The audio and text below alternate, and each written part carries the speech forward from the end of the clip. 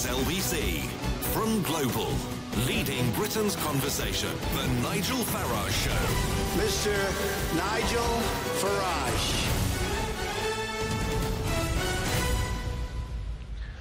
Thank you, Donald, and good evening, everybody. I'm here in Brussels, and it's May the 9th, and that means it's Europe Day. Yes, that's right. This is the day every year when we're all supposed to celebrate the Treaty of Rome and the foundation of the original European Economic Community. And I have to say, compared to previous days, when I've been here, where I've seen sort of lots of people around waving their European flags, there isn't much jubilation in Brussels today, but there is an enormous sense of relief amongst the Eurocrats, MEPs and everybody else that Macron won the elections. But back home, today has been the day where the Labour Party officially launched their national campaign. And Jeremy Corbyn has talked about a day of reckoning that will come for tax cheats and big bosses who behave badly. When it came to the issue that dominates this election, and whether you like it or not, folks, this is a Brexit election. When it came to that issue, Jeremy Corbyn said the Brexit issue was settled, and I wondered whether perhaps, maybe, there'd be some peace on this issue for the Labour Party. Well, then, he was interviewed by Laura Koonsberg from the BBC, and this is an extract of what happened.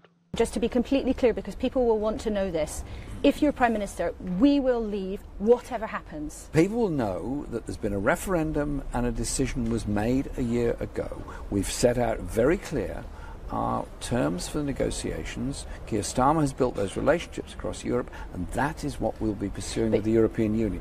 I don't know, any more than you do, exactly what is going to happen in the future on this, but I do know we are not approaching this from megaphone diplomacy. We're not approaching this from threats. We're not proposing to set up some kind of tax haven on the shores of the European Union. We're serious about these negotiations. But forgive me, Jeremy Corbyn, this is a very important point to lots of people. As you say, we don't know what will happen in the negotiations. If you are Prime Minister, can you categorically say that we would definitely leave? Because if you won't, there is a chink of a possibility that things could change and we might end up looking differently at our options. The danger is of the approach the Conservatives are taking in their megaphone diplomacy with Europe and approaching the whole thing as though all you've got to do is shout loud and be abusive to people across the Channel. Our view is you have to talk to them, negotiate with them, and recognise there's actually quite a lot of common interest, particularly in manufacturing industry. That is the process we're following. Well, we've been diligent, and we've gone through that interview, and we have counted 6 separate occasions where the question was asked, if you become Prime Minister, will we definitely be leaving the European Union? And on 6 separate, clearly identifiable occasions, Jeremy Corbyn did not answer. So the question, the debate I want to have with you this evening is, are you clear? Are you clear on what Labour's message is on Brexit in this election? And if you think, yeah, absolutely, I get it, I really do understand what Jeremy Corbyn is saying, well, you can call me on 0345 60 60 973. If you haven't got a clue what they really stand for, well, you can text at 84850, or perhaps you think, actually, it doesn't matter, because really this shouldn't be about Brexit. There are bigger issues. Well, you can tweet using the hashtag Farage and LBC, at LBC. And, of course, you can watch us and watch this show live on Facebook. I've been, for the last weeks, perhaps even months on this show, I have been saying that I just simply don't fully understand what Labour's position is. You know, Theresa May well have backed Remain in the referendum, may well for a whole career in politics have supported the European Union, but she's making it clear, she says, Brexit means Brexit, vote for me. And Tim Farron is going around the country on his bus saying we've made the most shocking mistake, we need to do all that we can to soften, his word, Brexit, and then to have another referendum at the end of the process, and you can agree with it or disagree with it, but at least it's clear. And I really do think that the Labour Party have been in real trouble on this issue. And I wonder, after that interview with Laura Koonsberg today, quite how they get back from this. So are you clear on Labour's message? What do you think it ought to be? Prakash from Camberwell, first caller this evening. Hello, are you clear on the message? Good evening. Good evening. So, I think, I do think Laura Kuenssberg, the excerpt that you took quotes him out of context, and I just want to tell you what I think his position is. I think, first of all, he's saying that he accepts the outcome of the referendum. He also says he accepts that there is an end of free movement from the European Union in the UK as a consequence of the Brexit vote. He's also said, and I think you agree with this one, that all EU residents in the UK should get automatic right of residency. He's also said he recognises that the economic interests of the UK are paramount and therefore wants to have access into the single market. And I think that's the crux of the negotiation, is to get the best deal possible within that context.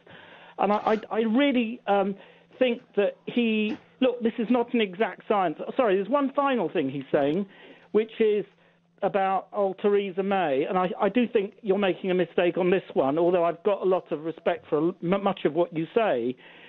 She is very high on rhetoric, and she's got no record on delivery. And we know that, and I think we can agree on that. Sure. And I think listen, I've made that point. I've made that point over and over and over, that however good the Prime Minister sounds, her record, when for 6 years she was the Home Secretary, for example, on immigration, was dismal. So I do get that point, Prakash. But can I just come back at you on a couple of things that you said? Firstly, you talked about context. Believe you me, if we'd played the whole 3.5 minutes where Laura Kuenssberg was asking those questions, I think you would find that nothing in that clip we played you was out of context. And yes, I completely understand what his position is on EU nationals living in Britain, etc., etc., etc. But isn't the key to this, if he could not, as Prime Minister, get the kind of deal in terms of access to the single market that he'd set out to get, her question to him was, would you then still carry through Brexit? And he wouldn't answer that question. And I'm going to ask you why. Well, I think because he isn't trying to preempt a situation, and I do understand, I'm not fudging it myself, at least I'd like to think I'm not, but I think that this negotiation is a difficult negotiation. I also think, and I've got some sympathy with what you say, is that the European Union at the heart is a bureaucracy, and a self-serving bureaucracy, and would see its political interest being paramount to its economic interests. Because it's at the moment, yes. At the moment, that's the debate. But wouldn't it be cleverer, Prakash? Wouldn't it be cleverer for Corbyn to say, right, if I'm Prime Minister, I guarantee that Brexit will happen. I also guarantee that under Labour we will get a much better deal. Now, if he said that, we would understand exactly where he stood. But he leaves the door open here, doesn't he? Because what he's effectively saying is, if we cannot get free trade access to the single market, well, maybe in those circumstances, we might have to rethink Brexit. Isn't that the message that he's put out today? Well, he'd have to rethink it. If the European Union turned round to him and said, look, sorry, mate, we can't give you access unless you have the following conditions, and we note these conditions are not acceptable to you, he would have to think very long and hard, and at that point say, look, we can't accept your conditions, and then at that point there is a hard Brexit. But that's not something and when I say hard Brexit, I mean come out without access to the... these are all media terms, aren't they? Hard Brexit, soft Brexit are effectively all media terms. I'm going to ask you one more time. Does Jeremy Corbyn put a clear enough message out to the electorate so that people who vote Labour understand what they're going to get? I think so. I think it gets... Look, you're sceptical about the mainstream media, and so am I, so we've got something else in common. And I think that his message does get distorted. But look, if you remember before the referendum, when he was asked about his position on the European Union, he said he supports Remain 7/10 or something on those lines, right? And I think the reason he said that is because, like you, he shares a scepticism of the European Union, of its construct and the fact that it's a self-serving bureaucracy. Having said that, the position he took was that he felt that he could conduct a successful negotiation. Now, like you, I think he probably made the wrong decision, because I'm not sure if you ultimately. But it's now a general election. It's now a general election, Prakash. I, with the best will in the world, you understand your politics, but with the best will in the world, I personally think he's struggling to put across a clear message, but I respect totally what you say. I'm going to ask Claire in Edgware. Claire, do you understand what Jeremy Corbyn said today? Absolutely. He's not being unequivocal and he's not being ambiguous. He said the argument is settled and we are leaving the EU and nobody can reverse that except the people of this country. But what I'm sick and tired of is that every time Jeremy Corbyn says something, it's reinterpreted, it's deliberately misinterpreted and it's misrepresented. He's moved on. He cares about the NHS. He cares about giving people £10 an hour. It's an absolute fallacy, and it is completely wrong to try to say that we don't know what he's about. He's very, very clear. And this myth that Theresa May is going to be going to the negotiating table and negotiating, she knows darn well prime ministers don't do it. Neither she nor Jeremy Corbyn will be at the negotiating table. Instead of running around the country pretending that she can cap gas and electricity charges, she should be making sure we've got a darn good negotiator that can get us the best deal and not intent on telling us how dreadful Jeremy Corbyn is. And she's like Kim Jong-un, the supreme leader, telling everybody, basically, you vote for her, the Conservative Party doesn't exist anymore, and the supreme leader must be followed without question. Well, there's certainly a cult of leadership there, isn't there? And it's very interesting looking at the banners and everything yesterday. It's Theresa May's team with Conservatives written very small, apologetically down at the bottom. Claire, I understand what you're saying. We're clear that the top 5% of earners will pay a lot more tax. We're clear that people will pay premiums on private health insurance to pay for hospital parking charges. We're clear there's going to be a day of reckoning for big bosses who are seen to have behaved badly. I get all of that, Claire, but I tell you what, we're not distorting him in any way on this show tonight. He said Brexit is settled, we're leaving in the press conference, and then when he's asked, what if you can't get a good deal, would you still leave? 6 times, Claire, he did refuse to answer. And I understand your comments about the clarity and the passion of his message on many other things, but I don't think he passed the clarity test in that interview. That's my view, but please call me, challenge me, tell me why I'm wrong. You're listening to The Nigel Farage Show, exclusively on LBC, live from Brussels, and it's 7:15. Yeah, I'm concerned about the security and terrorism. Stability, really, I think, of the country. Education is very important. NHS. It's the battle for number 10. And for the first time in this election, I'll be putting your questions to the party leaders fighting for your vote. LBC's Leaders Live. First up, for the Conservatives, Theresa May. Well, I'll be setting out, I think, to the LBC listeners why I think this election is so important. Join me, Nick Ferrari, this Thursday night from 7. Britain decides. Follow the general election from every angle on LBC. The election starts now. Divorce. It threatens the things you've worked hard for in more ways than you can imagine. Your home, savings, pension, and most of all, your relationship with your children. Don't let divorce cost you any more than it has to. Cordell & Cordell is dedicated to helping men in matters relating to divorce. Call now on 0330 60 60 161 or visit cordellcordell.co.uk. Office in central London. A partner men can count on. On a travel pack tailor-made holiday, you get to see the very best of the world. Tour the famous Route 66, the spectacular Canadian Rockies. Experience the magic and history of India, the wilds of Africa, or the exotic Far East. Start your journey with Travel Pack. For amazing prices on your tailor-made holiday of a lifetime, call Travel Pack today on 0208 903 9999 or visit travelpack.com. Atoll Protected. When it comes to finding care for an elderly loved one, it can seem hard to know where to start, but it doesn't have to be. At Bupa, our elderly care support line is always there for you, with free advice on everything, from finding local care homes to paying for care. We're available 7 days a week, and you don't even need to be a Bupa customer. Just call 0808 301 4444 or search Bupa Elderly Care. For elderly care support, for living, Bupa. What if you took a holiday where your inhibition stayed at home, and everything from menus to memories was supersized?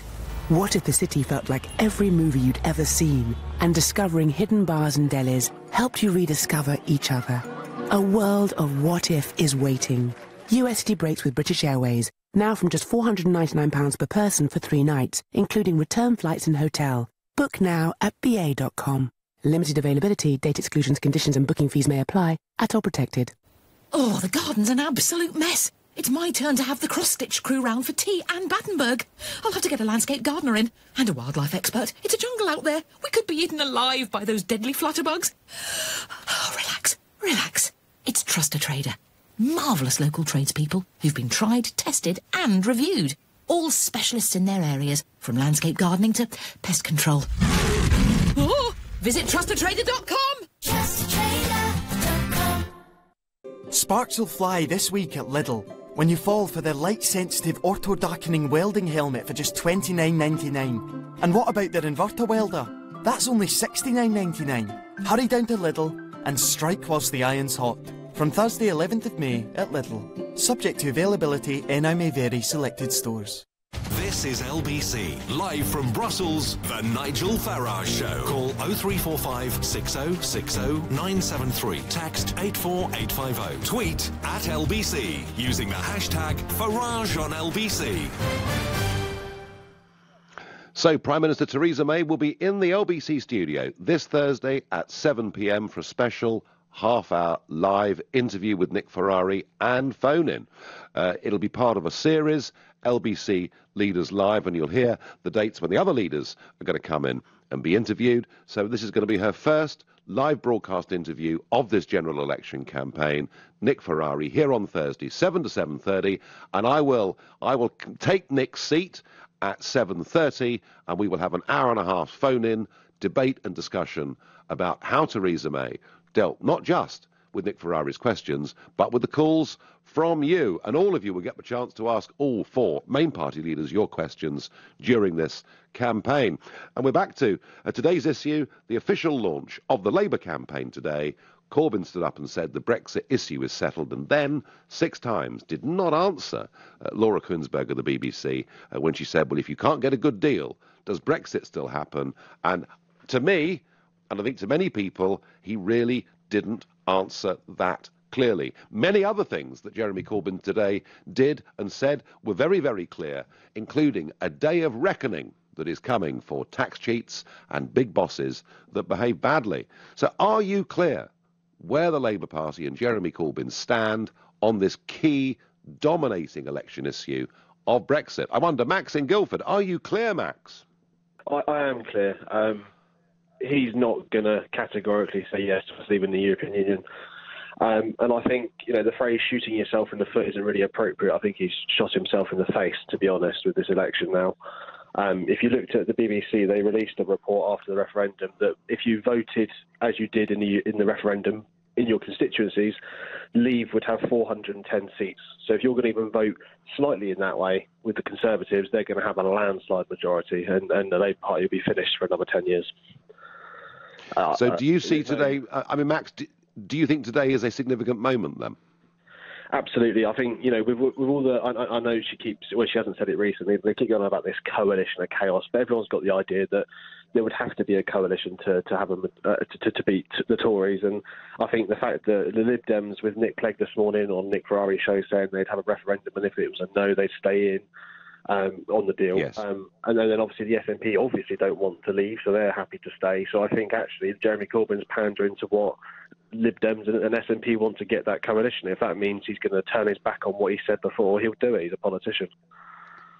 But his problem is that at least Nick Clegg is clear, isn't he? And the leader, Tim Farron, they're clear. They want to do anything they can to stop us leaving. Theresa May has been clear. We are leaving. There's going to be a debate about the terms, obviously. But to try and play piggy in the middle on this key issue doesn't work, Max, does it? No, it doesn't, and I think that's what his problem is. I think he's a nice bloke. I think he has good intentions and good values, but I think sometimes in the world of politics, if you want to be a leader and you want to be the leader of a country, you have to be ruthless, and you have to make some people are going to be upset about what you do and what you say. Max, I thank you. So Max thinks that Corbyn hasn't just shot himself in the foot, he shot himself in the face. Your texts and tweets trying to work out Labour's Brexit position is like trying to complete a 1,000-piece jigsaw puzzle with 100 of the pieces missing, says Matthew in Cambridge. And I get a tweet in here. A Tory hard Brexit threatens food safety, apparently. Ian says to me on Facebook, I'm clear, please don't vote Conservative. Fine. Well, there's a mixture of opinions on this, as there always is, and you can challenge anything that is said by me or any of the callers, but I have to say, I think their position on Brexit is perhaps even less clear this evening than it was at that press conference this morning. I wonder what Alex in Nuneaton thinks. Good evening, Alex. Hello there, Nigel. I just want to say that I think that Jeremy Corbyn is being very clear about what he means on Brexit. I mean, as a former UKIP member myself, I was a UKIP member for quite some time. Obviously, I'm very distrusting of mainstream establishment politicians. And I mean, let's be honest. I've met Jeremy Corbyn in real life. I was lucky enough to do so. I had a good 10-minute conversation with him about various different issues, not just the EU. And when he came across up front as an individual, he did come across as a very honest, very passionate individual that meant exactly what he says. And I mean, the problem that I have with Theresa May is quite clear. I mean, she said that she wanted to remain in the campaign. We're now leaving, which is fantastic, obviously. She said she wouldn't call a general election. We've got one in 6 weeks' time. I know. I can't. Being honest with you, I can't trust not just the Conservative. Well, Alex, I tell you what. But the leader, Alex, I tell you what, Alex. I tell you what, Alex. I tell you what we'll do. We will discuss Theresa May for an hour and a half on Thursday night after Nick Ferrari has interviewed her between 7 and 7:30. But for now, the question I'm asking is, after Corbyn's day, is it clear to the electorate on the dominant issue of this campaign exactly where they stand on Brexit? That's the problem, isn't it? It's whether it's clear or not to the electorate rather than the individual. He needs to be. Well, that's my question. That's my question to you. You know, if you went to if you walked Alex into your local pub in Nuneaton tonight, would people in there understand where Corbyn stood on Brexit? Unfortunately, probably not. He needs to be clear to the electorate, and he needs to start. Like Mike said, he needs to stop pandering to his own party and other obviously left-wing parties like the SNP. If he just was honest about what he believes in, because we know he's a Eurosceptic, can't deny it. Then I know without a doubt he'd get more votes, without a doubt in my mind. Alex, I thank you very much. Alex, who's met Corbyn and liked Corbyn and is urging him not to be bent and swayed by the SNP and the Liberal Democrats and to be true to himself is what Alex was really saying. Bernie in Crawley. Bernie, are you clear about Labour's policy on Brexit?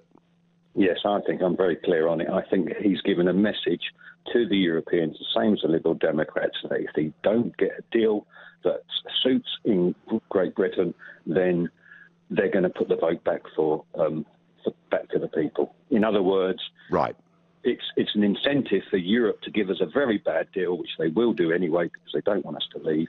So then the people will get to re-referendum. That's what in a sense.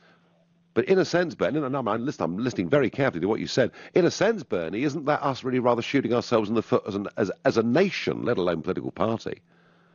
Because we're sending a message. Shooting ourselves in the foot because we're doing exactly what Europe would want. This idea that we're going to get a good deal from Europe is a myth.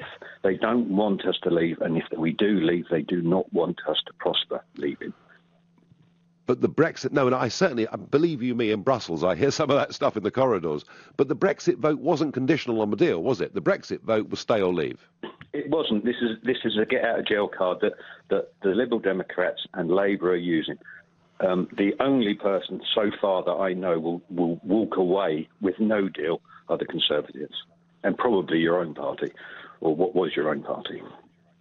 Oh, they'd have walked away a long time ago. Don't worry about that. But, well, Bernie, I have to say, does all of this make you feel very cynical about politics and politicians? I'm very cynical about Europe. Europe is not a democratic establishment. They will want what's best for them. They don't, they won't mind that the fact that we import more than we export. They're not worried about that. What they're worried about is people leaving their club. And for us to leave and be the first ones to leave, there's no way we're going to look good or get a good deal from Europe. Right. Bernie, you've made your position very clear, very, very interesting indeed. Dawn in Shepherd's Bush. Bernie seems to think that actually it's all a bit of a game, and if we send this message to the EU not to give us access to a single market on equal terms, that basically the Labour Party will join the Lib Dems and want us to have a second referendum. Is that the message you get, Dawn? It isn't at all. I get a very different message from what I've heard you express. I do believe that Jeremy Corbyn will continue with Brexit, because anyone who knows anything about his background knows that he's waited several decades for this opportunity. He's wanted us out of the EU for a very long time. And, wild horses won't keep us in there.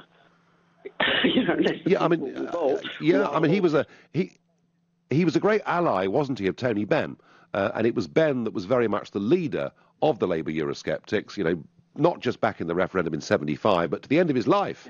Benn thought that joining even the common market was a mistake. But if that's the case, Dawn, if that's the case, if this man is being sincere and true to himself, as he's been, and as you say, he's been a Eurosceptic since he first went into the House of Commons back in 1983, why, if that's the case, didn't he give Laura Kuenssberg a clear answer? Well, I think one of the many things with Jeremy Corbyn is he's been a negotiator, a background negotiator for a lot of his career. Anyone who negotiates knows you do not put your last card on the table before you begin the negotiations. In fact, they're not quite some way into negotiations. To stand here and announce what your last trump card is incredibly foolish. But, even during the Brexit campaign, although Jeremy, who does espouse democracy, he has a high regard for democracy, he himself said during that Brexit campaign he is not a fan of the EU. However, he thinks a Brexit under the Tory government would be disastrous. That was his reason for backing Remain, not because he believed in the EU, but because Dawn, aren't these mixed messages? Aren't these mixed messages, Dawn? What do you? Right? I also believe an exit with the Tory government will be even more disastrous than staying in the EU. I loathe being in the EU. I desperately think we should get out of the EU. And I also think Theresa May, an unelected Prime Minister, is telling us we must follow her blindly. She wants to do it in secret as a one-person negotiation ban. That would be disastrous for the UK. Dawn, we'll hear what Theresa May says on this subject on Thursday. Well, Dawn from Shepherd's Bush is absolutely clear where Jeremy Corbyn stands. Many that are not. You're listening to the Nigel Farage Show, exclusively on LBC, live from Brussels. It's 7:30, and time for the news with Moira Alderson. An 11-year-old girl who's believed to have been on a school trip has died after falling into water from a theme park ride. It happened this afternoon at Drayton Manor in Staffordshire. A man who was arrested close to Downing Street 2 weeks ago has been charged with preparing acts of terrorism and explosives offences. 27-year-old Khalid Mohammed Omar Ali was held close to where 5 people were killed in the Westminster terror attack in March. UKIP leader Paul Nuttall says Jeremy Corbyn and Theresa May can't be trusted to deliver a good deal on Brexit. The Labour leader says Britain's wealthy elites are trying to hijack the negotiations. Theresa May says only the Tories can be trusted to get the right deal. LBC weather, a dry night ahead for most with plenty of clear spells, some patchy rain in the far north, feeling chilly with an overnight low of 9 degrees. LBC Travel, good evening, I'm Anne-Marie Walsh. In London, the A11 Mile End Road remains closed eastbound, that's outside Mile End Tube Station. It's for emergency repairs and it's causing queues back through Bow, Bethnal Green, Whitechapel and Aldgate. Bishopsgate is queuing in both directions, that's near Liverpool Street Station because of an accident.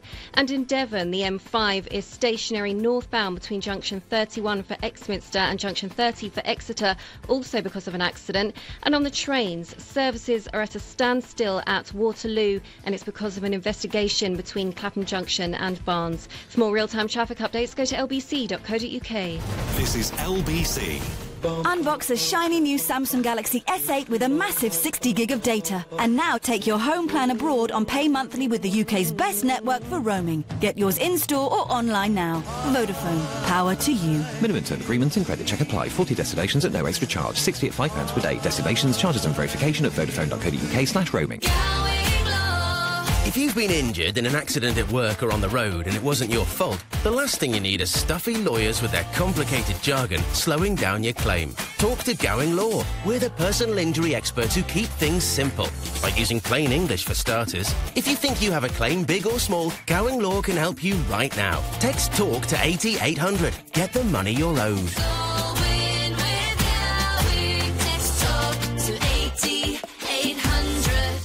Oh, the garden's an absolute mess. It's my turn to have the cross-stitch crew round for tea and Battenberg. I'll have to get a landscape gardener in and a wildlife expert. It's a jungle out there. We could be eaten alive by those deadly flutterbugs. Oh, relax, relax. It's Trust a Trader. Marvellous local tradespeople who've been tried, tested and reviewed. All specialists in their areas, from landscape gardening to pest control. Oh, visit trustatrader.com. Trustatrader.com. Driving has a new sound. Calm, quiet, yet exhilarating. It's driven by a new kind of energy, and it instills a new kind of feeling. But don't take our word for it.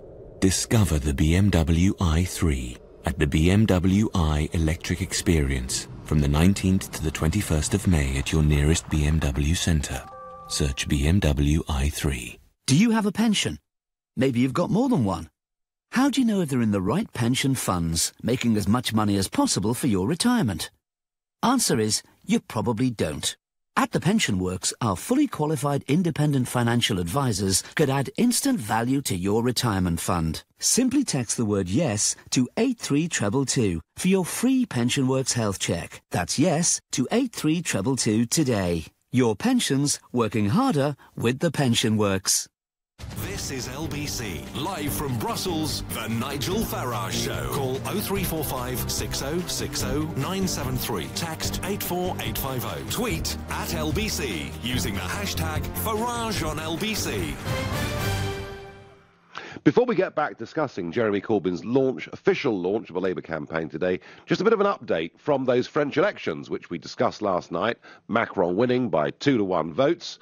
And we talked last night about what is the future of Euroscepticism in France. Has Macron saved the European Union? Very, very interesting polling out today from Ipsos. And quite a comprehensive poll showing that 16% of Macron voters voted for him on his policy platform. And of course, his biggest policy platform was being pro-EU. 8% of Macron voters voted for him because they liked his personality and liked his style.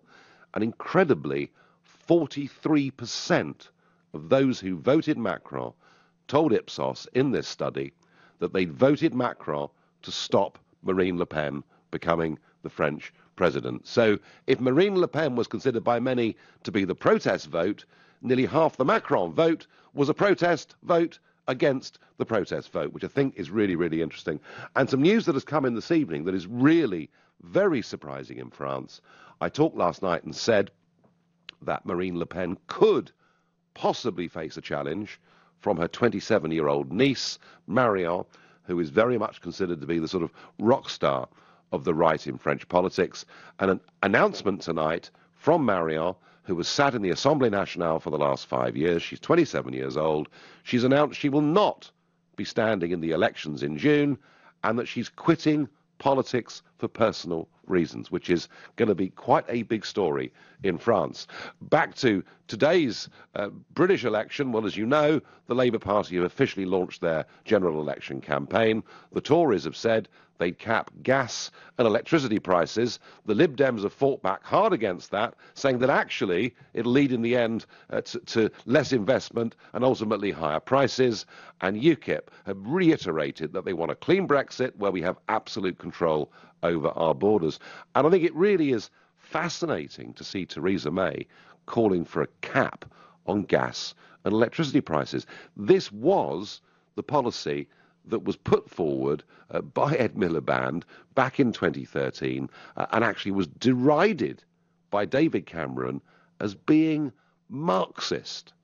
So we now have a policy that was called Marxist that is now a flagship of the Tory campaign. And I would be very surprised if Nick Ferrari didn't ask a few questions about that on Thursday evening. But back to our discussion this evening. 6 times, Jeremy Corbyn did not answer Laura Kuenssberg when she said to him, will Brexit happen regardless of whatever deal and access we get to the single market? And 6 times he did not answer that question, despite earlier having said at his press launch that the Brexit issue was settled. So I'm not very clear on exactly what the Labour Party's policy on this is, but callers are ringing up and telling me what they think. And the next one is Carl in Portsmouth. Carl, are you clear as to where the Labour Party stand on Brexit? No, unfortunately. Right. And are you a Labour supporter, Carl? Yes, I'm not a Labour supporter. I voted for Jeremy Corbyn twice, so I suppose you could partially blame me for him being around. But I also voted to leave the European Well, hang on. Union.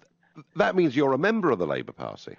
Well, yes, it does, but I don't actually that much care for New Labour and what Blair was to that Labour. So yes, I'm a modern or a recent convert, but I also voted to leave the European Union.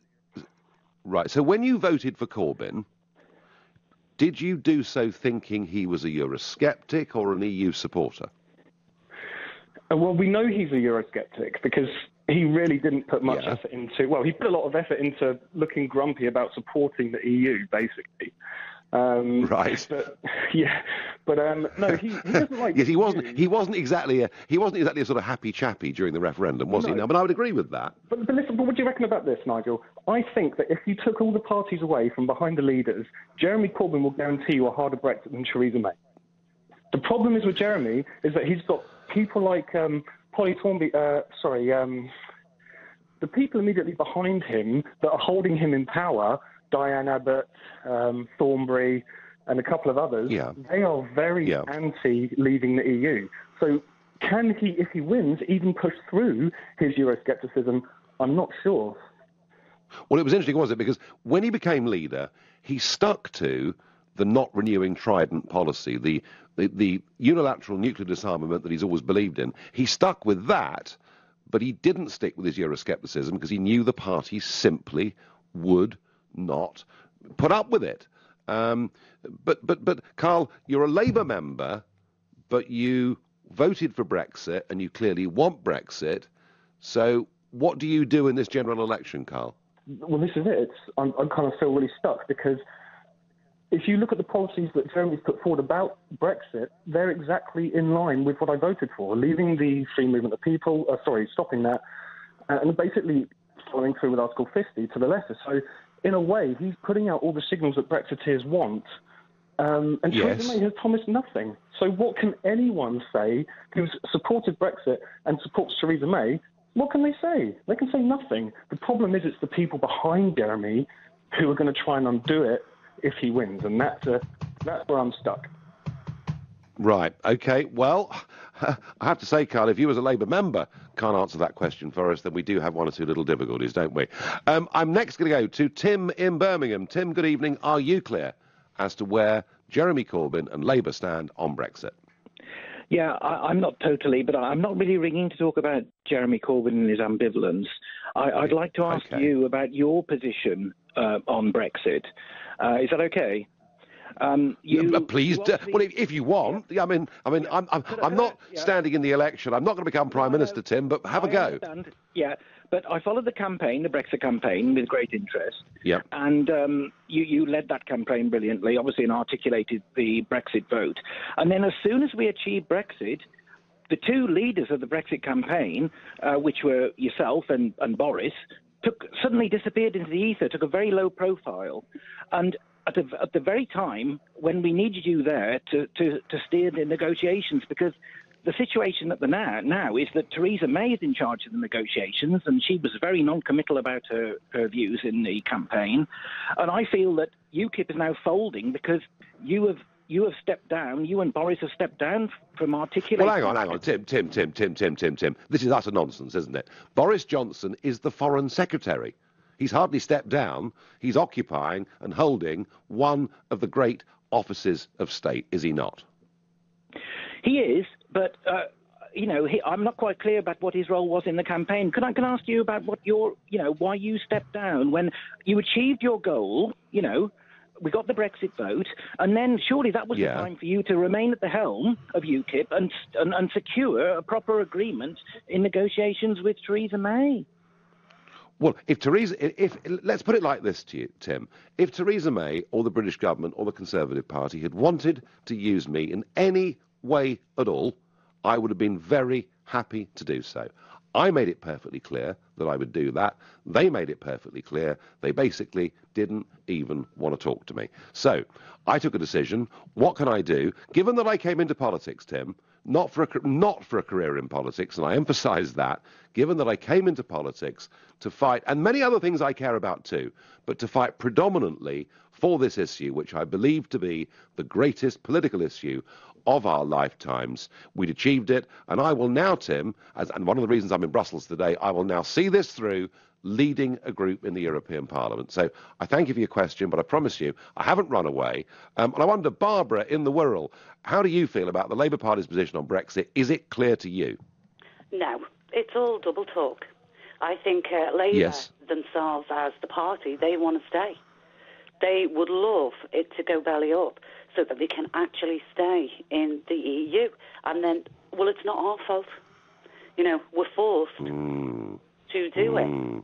But it's all the policies that they keep coming out with. I mean, Jeremy Corbyn today, hard Brexit, we're threatening them. I'm sorry, he's the wrong way around. It's them that's threatened us. With the 100 billion, you can't have your assets. Yep. We're going to do this to you, do that to it. I mean, to be honest, if I was May, well, I'd just repeal the 1972, the ECA Act, completely, and it makes it after it. You're a hardliner, Barbara. You're a hardliner. Well, but you've clearly got no trust in the political class at all. You think they're going to rat on us, don't you? Oh, totally. Yeah, absolutely, totally.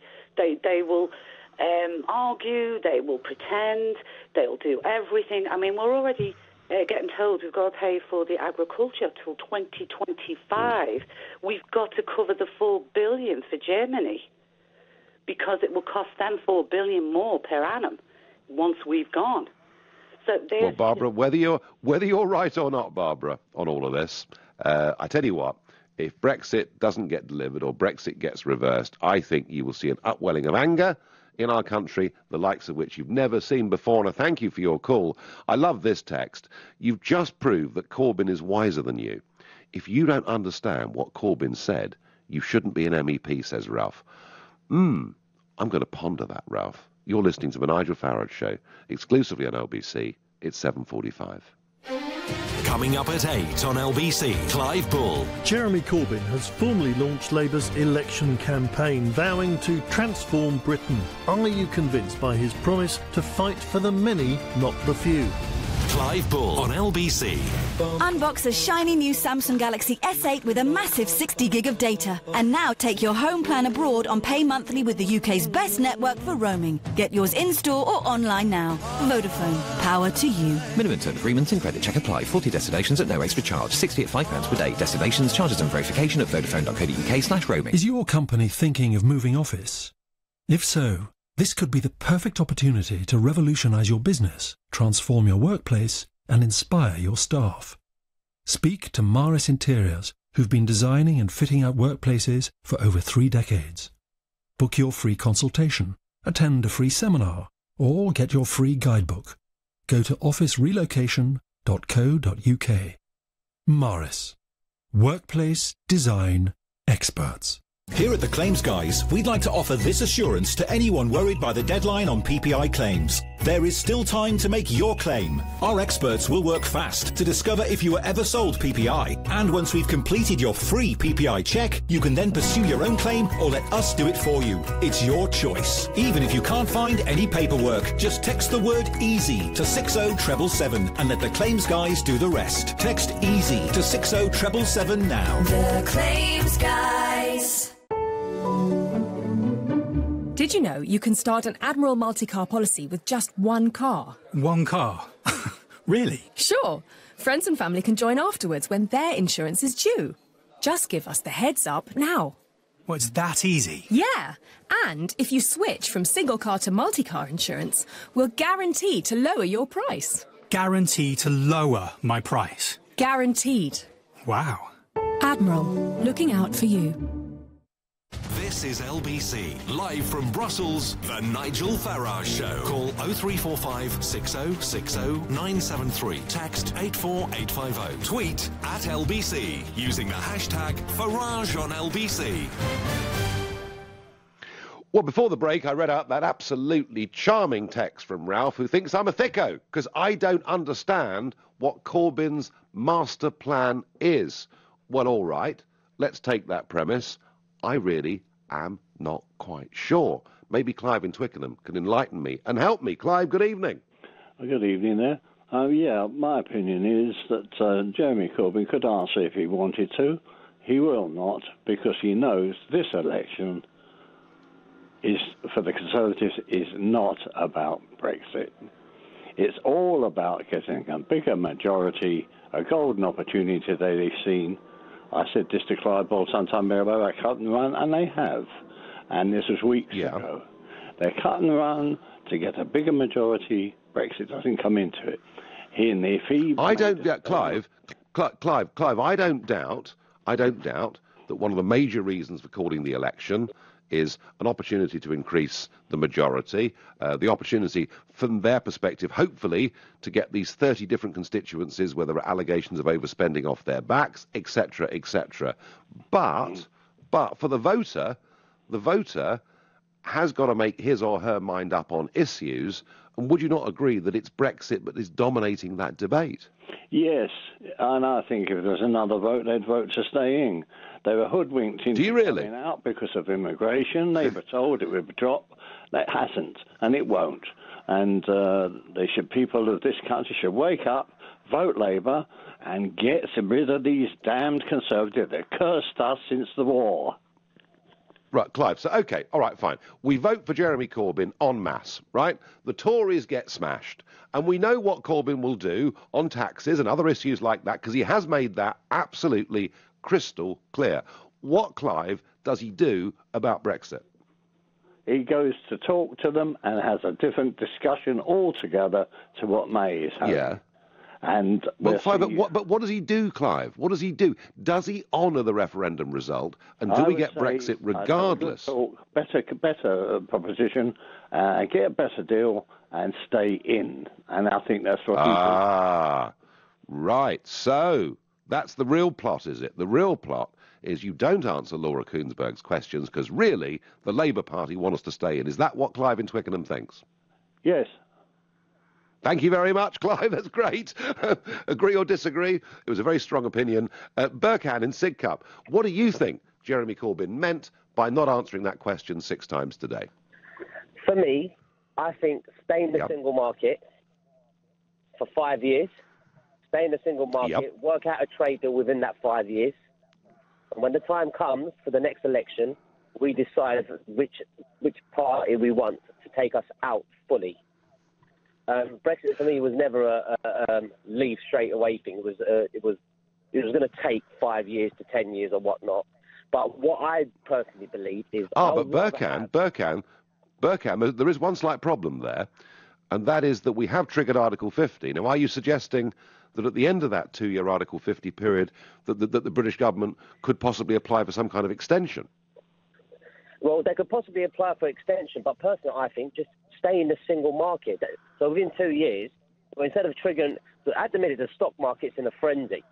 So if we guaranteed staying in the single market, the markets will work itself out, the country will become more stable, and then we will eventually, within that 5 years, go to other countries, work out a deal, and then in the 5 years say, listen, we've worked out a deal with other countries, we're leaving, we're out of the single market. Right. For me, what's more important is only 30% of our immigration comes from the EU. The other 70% is outside of the EU. So I'm thinking, why it's not... It's a bit higher. It's higher than 30%. But Burkhan, you make a perfectly fair point. And of course, this is, and again, isn't this something that Nick Ferrari needs to ask, and will ask, I'm sure, Theresa May on Thursday, that when she was Home Secretary, she failed to cut non-EU migration? That's exactly what she did. Nick Farage wouldn't, because Nick Farage is an all-and-out conservative. She's going to walk through that interview. I don't think he'll pressure her like others would. Like well, I tell you what, Burkhan. I tell you what, I've got an idea, Burkhan. Given how strongly you feel about this, why don't you ring in when Theresa May is here on Thursday and try and get your call in? And I thank you for your contribution this evening. Sam in Beaconsfield, is it clear to you what the Labour Party want to do under Prime Minister Corbyn with Brexit? Hi, Nigel. Big fan. Big fan. Thanks for taking my call. I believe I was trying to pretend to be Jeremy Corbyn and see what he would have thought, what I would have thought if I was Jeremy Corbyn, and that was a trip and a half. And I came up with an idea that I think Jeremy Corbyn thinks he's playing a clever game by putting doubt in people's mind and not committing to either definite Brexit or remaining in the EU. So people in Labour heartlands and such, they will think, who do I vote for? Who do I vote for? And eventually they think, oh, well, Labour is not kind of committing to one or the other. And they'll vote for one of the bigger parties because simply they don't like Conservatives. So I think he thinks he's playing a clever game. Well, I tell you what, that's all well and good being clever, but if people don't understand what the clear, simple message is, then I'd suggest it may be too clever, wouldn't you? Well, as I said, I'm a big fan of yours and leaving the European Union, given that I work for them. Yeah. And I do believe you that work he's for them. Or, sorry, do you work for them, or did you work for them? No, I used to. I'm actually an Eastern European immigrant, and I used to work in 2004 for one of their organizations trying to recruit people and get people to vote for certain things and ideas. And I know how European Union works, and I don't think Jeremy Corbyn has a clue of what European Union is, how it works, and what it does. Well, he was against it, Sam. He was against it for 32 years as a backbench member of Parliament, standing side by side with Tony Benn and giving speeches in Trafalgar Square. And now I think we're all a bit confused. Sam, I thank you for your call. Andrew says on Facebook, yes, it's clear.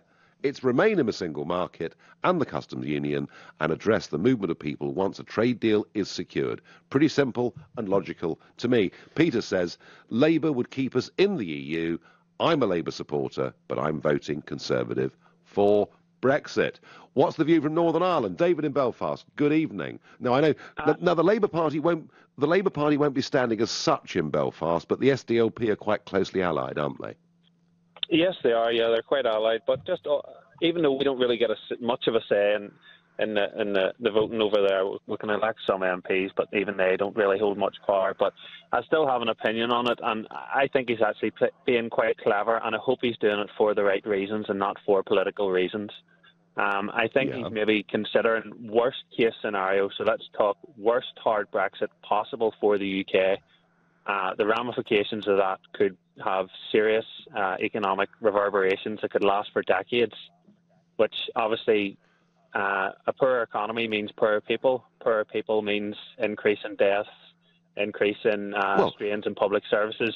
So him not committing to the dogmatic position of Brexit at any cost, I think it's sensible. It's humanitarian. But it is possible, David, that Brexit at any cost, cutting completely free and being capable and able to make our own laws, sign our own trade deals with the rest of the world, could make us quite a lot richer too, couldn't it? Yes, I accept that, but there is still a possibility that we need to see the deal on the table before we leave. And if it is the worst possible deal, so worst case scenario hypotheticals here for the UK, I mean, are people still going to be dogmatically pro-Brexit whenever everybody's going to be poor and people are genuinely going to suffer for possibly decades? Investments suffer. Well, yeah, but this is a rerun of the referendum campaign argument, is it? I mean, this idea that somehow being a member of the European Union is wonderful for the British economy. There are many of us, David, that think that is a complete and utter myth. Yes, we may have tariff. I understand that, but surely you must at least consider worst case scenarios and the effects that it could have on people. So I think he's just taking his bets and waiting, given the chance for the deal to be set on the table and then making a decision. So he's hedging his bets, but then, given that this issue is dominating the general election, and it will dominate the vote in Northern Ireland too, because it'll be pretty clear what the different, where the different parties stand and how they would intend to vote in Parliament, if they get a chance, etc. But But surely on an issue as dominant as this, the leader of the opposition party has to be clear. Well, he's gone. I hope he's being pragmatic.